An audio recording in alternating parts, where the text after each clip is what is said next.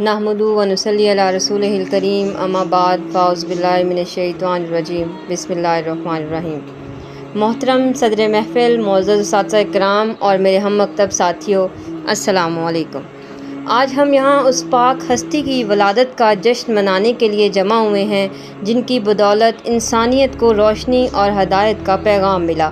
وہ ہستی، وہ عظیم ہستی حضرت محمد مصطفیٰ صلی اللہ علیہ وآلہ وسلم ہے جو دنیا میں رحمت بن کر تشریف لائے۔ عید میلاد النبی ہمیں نہ صرف ان کی حیات مبارکہ کو یاد کرنے کا موقع فراہم کرتی ہے بلکہ ان کی سیرت مبارکہ پر عمل کرنے کی دعوت بھی دیتی ہے۔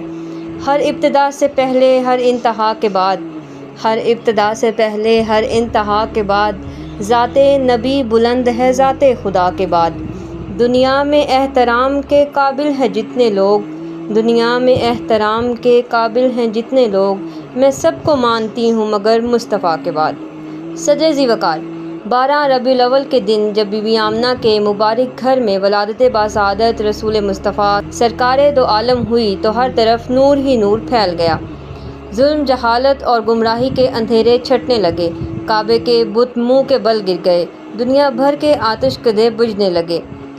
وہ جو نہ تھے تو کچھ نہ تھا، وہ جو نہ تھے تو کچھ نہ تھا، وہ جو نہ ہوں تو کچھ نہ ہو۔ جان ہے وہ جہان کی، جان ہے وہ جہان کی، جان ہے تو جہان ہے۔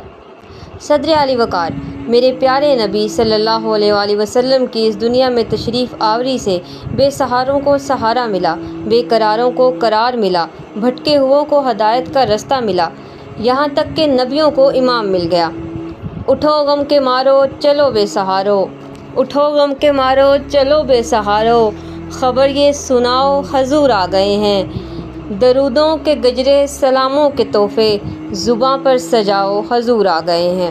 جناب والا، اللہ رب العزت نے قرآن مجید میں میرے اور آپ کے پیارے محبوب محمد مصطفیٰ کا ذکر 1400 آیات میں نازل فرمایا۔ قرآن میرے نبی کے اخلاق و عادات بتا رہا ہے۔ عزیز ساتھیوں، حضور صلی اللہ علیہ وآلہ وسلم کی زندگی ہمارے لیے مکمل ضابطۂ حیات ہے۔ اس دعا کے ساتھ اجازت چاہوں گی کہ اللہ تعالیٰ ہمیں نبی کریم صلی اللہ علیہ وآلہ وسلم کی تعلیمات پر عمل کرنے اور آپ کی سیرت کو اپنی زندگیوں میں نافذ کرنے کی توفیق عطا فرمائے۔